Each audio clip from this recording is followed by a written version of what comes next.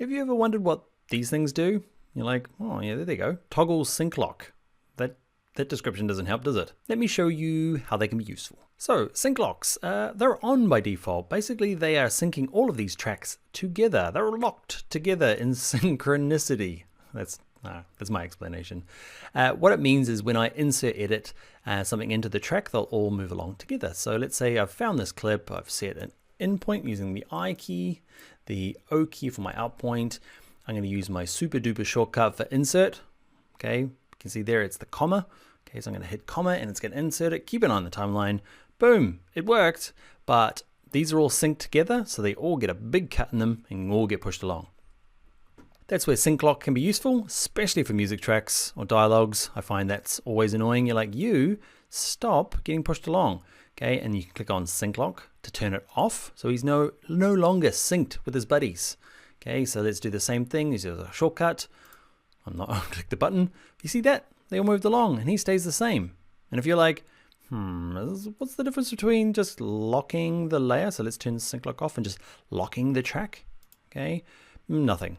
It'll do the same thing, okay, except I can't edit this now. I can't adjust the volume. I can't do anything. It's locked. So sync lock is like a soft version of a lock, okay? That's a big old mean lock. This is just a little soft lock. So it means I can, it'll insert edit, but I can still grab it and adjust the volume and do other things to it. I find it's quite useful for adjustment layers. Okay, so let's create an adjustment layer. Where are you?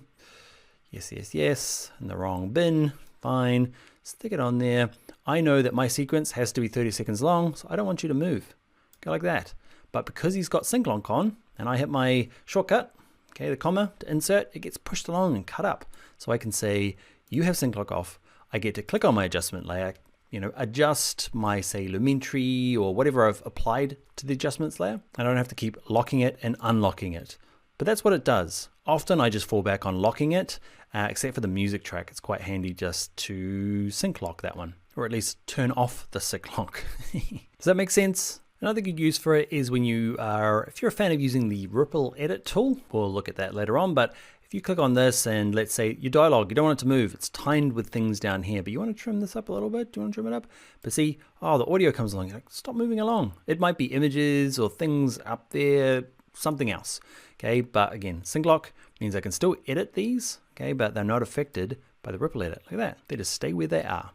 Like a mini lock, but they remain editable. All right, now we know what a sync lock does. All right, I've come back from the future. I've come back from the captions video to add to sync lock because this is a really good use as well that I didn't think of when I made this video. So we've got captions along the top, which we'll discuss later on. Okay, so we've learned sync lock is if I hit my insert, okay, from source monitor into here, I'm going to insert it, push everything along. You're like, okay, not that. I want that to be broken as well. Okay, and if I insert it, it's going to push the captions along. You're like, no, the captions need to stick along with the audio.